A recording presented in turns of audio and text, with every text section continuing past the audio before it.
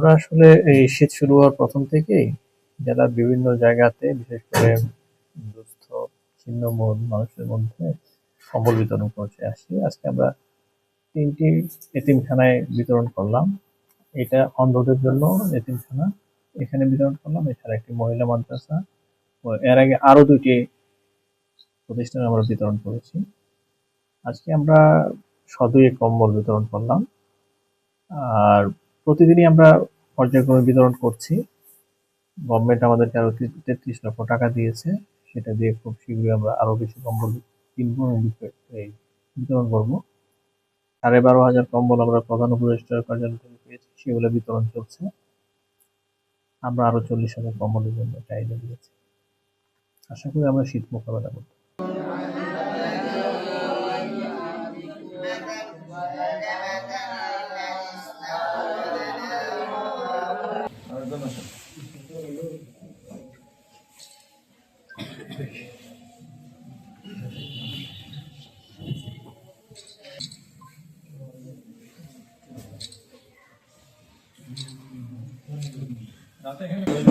হাজিরা খাতা কালকে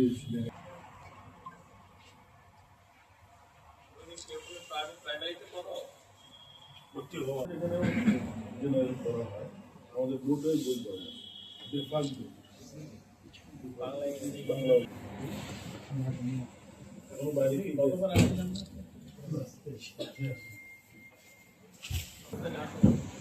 পিছনে বসে বাইরে তুমি পিছনে বসে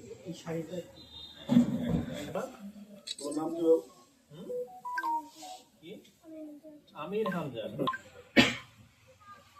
বাড়ি হচ্ছে টুপামারি ইউনিয়ন।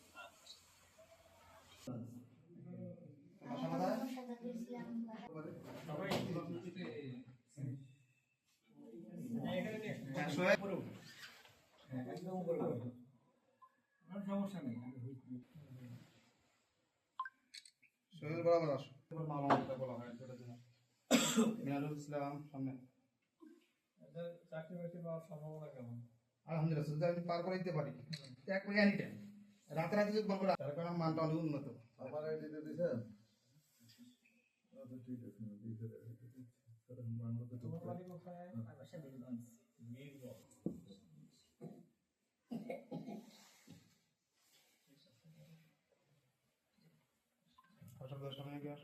এখানে পড়ছে না, উনি টিচার, উনি শিখাচ্ছে। আচ্ছা, উনি তো আগে শিখে আসছে। উনি শিক্ষক। অন্তত ভালো থাকলে ওরা হেল্প করে।